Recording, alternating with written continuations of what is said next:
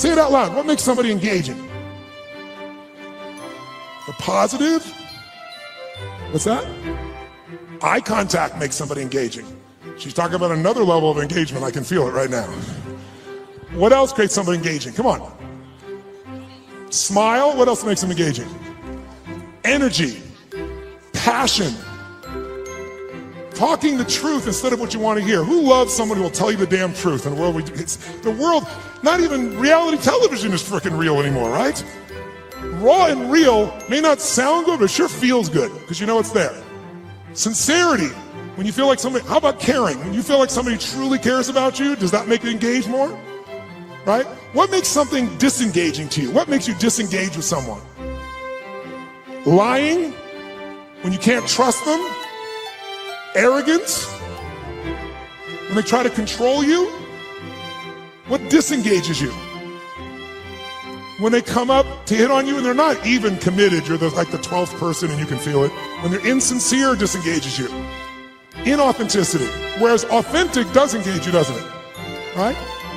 Yes, when they're on their phone talking to you while they're also doing something else. How many love this experience? And yet we've made it culturally okay, depending upon what generation you're in. Depends on how your mindset is and where you live in the world, I guess, to some extent. But all the things you said are true. When you feel that someone cares about you, is interested in you, is sincere with you, shares the same interests, is trying to accomplish something, if there's that caring, sincerity, mission, passion, is passion something engages you, yes or no? And then disengagement's the opposite. But all of them start with one thing that I want to do right now so we can shift this gear, because you've been sitting way too long and so quietly, you've been so nice, but this passive learning has got to end now. I just did it so it wouldn't feel jolting when we began. Now we can step into the real game. And here's how I want to do that. First of all, energy. Energy is the base. How many agree energy is engaging? Say I. If you want to change something in your life and you are what I call energy poor, low energy, are you going to follow through? Yes or no? You love your husband or wife, but you're exhausted. Love you, okay. There is no passion. There is no intimacy without energy. Am I right? You're not going to go to build a business without energy. You see this crazy man? He's filled with energy, day and night, night and day. It's Richard Branson. How much energy does that man have? He's insane in his energy. Anybody I've ever met who really has this compelling ability to engage with people, it's energy. But are they born with it? Some maybe, most not. Because I've interviewed them, I've seen them, and I also see some of them like Richard. Richard is a ball of fire of energy, and then he's not. He's actually a very internal guy in many ways. He's external when he wants to go do something. He's crazy and willing to risk his life, not in business. In business, he goes, okay, I'm going to take Virgin and make Virgin Airways, so how can I lose? Oh, I'm going to make a deal with Boeing that if they fail, I get to give them the jets back. That's how he thinks. In his life, let me go in the middle of a balloon, in the middle of the sky, and hope shit happens. The point is, engaging people have that kind of energy. It doesn't matter who they are, where they are, they have that kind of experience. So what you and I got to do is we got to tap that out. So how many of you have had times when you were in the flow, where energy was going through you, like you didn't have to think about it. The right thing was said, the right thing came out of you. Who's been in this place before? Say I. Oh, come on, say I. Ever had a time where you did something, and after you did it, you thought, I can't believe I said that. I can't believe I did that. That was so stupid. Who's done this before? Say I. After you did it, you went, That was me. I don't know how I did that shit. That was cool shit. Who's ever impressed yourself? Say I. Now you're the same person. How come one situation you're an idiot, the other one you're brilliant?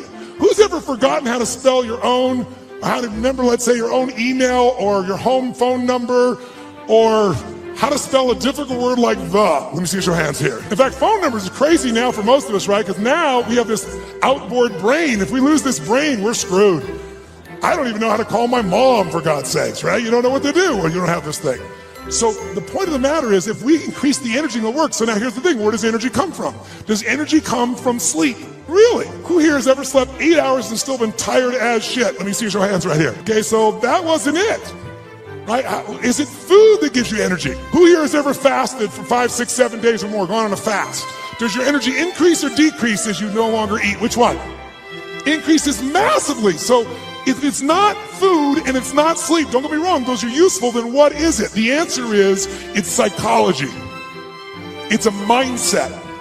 It's a decision inside yourself where you say, I will no longer tolerate low energy in my life, because low energy equals shit relationship. That's a technical term. Energy means low, lousy business. Low, poor energy means I no longer have the impact on my children. Someone else with greater energy is going to. And if we can find a way to increase our energy, and here's the good news about it, it's psychology and it's movement. The way you move will create it. So I'd like to start out right now with no more passiveness, and let's get active. Who's willing to do this? Say I. Dude, just get started. Let's set a new standard. And the way to do that with people like yourself who are completely non-competitive is simple. Emotion, listen to me now. How many would like to have more joy in your life, more excitement, more passion, more aliveness? Who wants more of this stuff? Say I. Can you have everything in your life work out and still be in a lousy state? Can you achieve your goals and go, woohoo? In fact, in our society, it's almost encouraged because if you do really well, who's ever lowered your enthusiasm about something you achieved because you didn't want to upset somebody else? Who's done this before? But by the way, it teaches your brain never to go for it, never to feel great. Feel better? Do you treat other people better or worse? When you feel better, you perform at a higher level or a lower level? When you feel better, you're a better lover or a lesser lover? Good. Now here's what I want you to understand. If you and I can train ourselves to make our nervous system play at a higher level, and that becomes our standard, then all of a sudden it'll feel effortless. But in the beginning, it's like lifting a weight. It feels stupid. It feels like, what is this weird crap? But I'm not into that. I'm not into positive thinking. I'm into results. Who's with me on that? Say I. And every great athlete knows how to put themselves in state. Every great musician knows how to put themselves in a state. We need to be able to do it. And if you try to do it with your mind, you'll succeed sometimes and you'll fail others. Because your brain is always circling, can always rationalize something, right? But the body, used effectively, can change it all. So I'd like you to try something real quick. If you're a leader in this room, how many consider yourself a leader in what you do for a living? Let me see your hands. I figured almost everybody. So if you're a leader, that doesn't mean other people follow you, by the way. It just means you live life on your terms. You don't settle for less than you can do or be or share or give. So that's your mindset. Then you got to say, okay, if I'm really going to be a leader in my life, then I need to own my energy, my certainty. I can't just wait till I feel good to do things. I got to be able to get myself to feel good, and not phony and not fake. So I'd like to show you as a leader, your skill as a leader, your number one skill that makes you a leader is your ability to influence. Is it true? And who do you have to influence first? That's right. If you can't influence you, you're going to influence somebody else. But your ability to influence the thoughts, the feelings, the emotions, the behaviors of other people. If you do that, then you will be able to engage the world and yourself. So how do we do that? Well, to influence other people, hear me now, to influence other people, you have to know what already influences them. If you try to get your kid to clean the room the way it would work for you,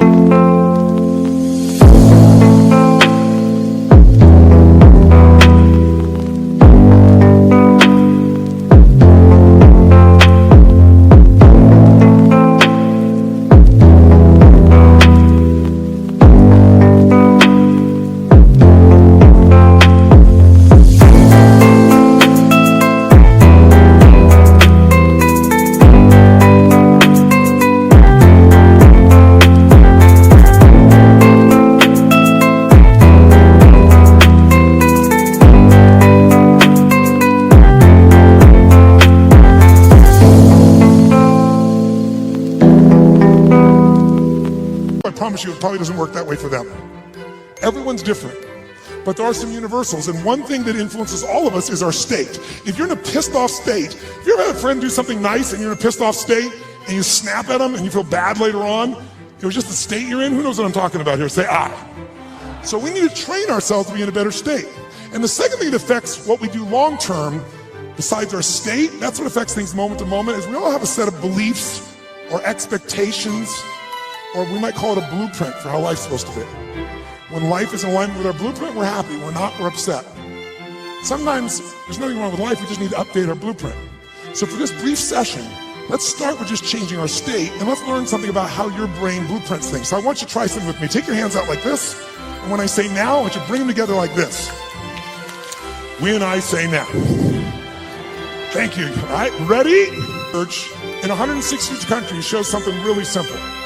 As often as you pull your hands apart and bring them back together, if I don't mention it, you will always run the same pattern with the same thumb on top. In fact, notice which one it is. Now, some of you say, I want to change my business, I want to change my life, but you're really upset about the thumb move. We're really having some problems here. Truly, 32 years of research has found something interesting about the pattern of how you hold your hands when they come together. If your left thumb is on top of your right thumb, then the driving force in your psychology is the desire for sex, and you're an incredible lover. If your right thumb is on top of your left thumb, then the driving force in your psychology is intelligence, and you will be absolutely financially free in your lifetime. Look at this poor bastard, he's having a thumb fight. Do I want the sex or the money? The sex or the money? It's going to affect your business, say I. So then why don't you engage? The answer is you do. The question is what level, right? We all engage. Do you engage at a low level, a deep level? Do you engage the mind? Do you engage your own mind and heart? Other people's mind and heart, or just their head? The people that engage the mind and heart, they have some extraordinary capacity. In fact, I'm going to show you something in a few minutes that I think you'll find very useful. But before we do it, let's just see the ways we can change our engagement. Most of us do this unconsciously. I want you to become aware of how you change your state of engagement. So when I say now, I'm going to ask you to walk around this room.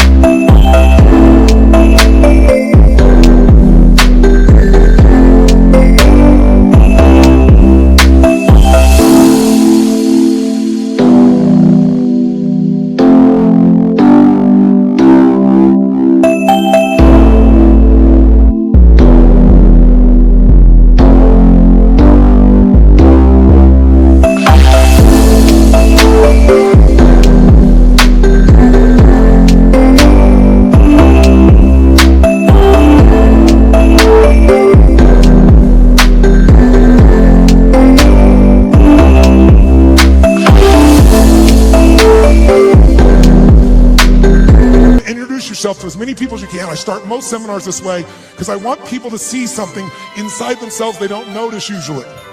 And that is when you go to introduce yourself, though, I want you to do it in a very specific level of engagement. I want you to go up to people where you're really not wanting to engage, you're just doing it because you should and it's polite, but it kind of annoys you. Who knows what I'm talking about here? So when you walk up to them, I want you to really walk up to them like you're doing this because you have to, but you really are annoyed by this. Like, this is a stupid exercise. Why should we have to do this shit this guy Robbins is saying? Why do I have to shake your hand? You don't say that. You just think it. What do you do when you're a little annoyed with your face? What do you do with your body when you're a little annoyed or a little frustrated or it's a waste of your time? What happens around your eyes? How do you walk to somebody when it's a waste of your time? How do you shake your hand? I want you to notice specifically while you do this, two things. One, how does it feel to be greeted that way? That'll be obvious. But more importantly, what do you have to do to lower your engagement to this level with your body?